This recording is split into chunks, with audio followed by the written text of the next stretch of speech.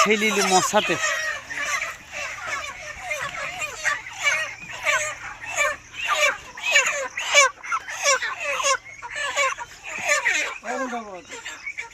দিও না, দিয়ে পালিয়ে যাবে, তুই না।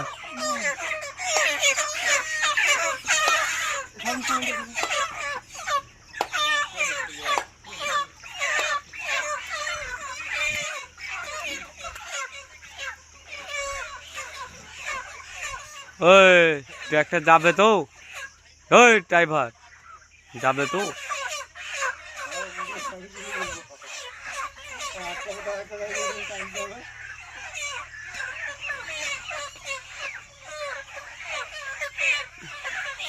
আসছে হবো।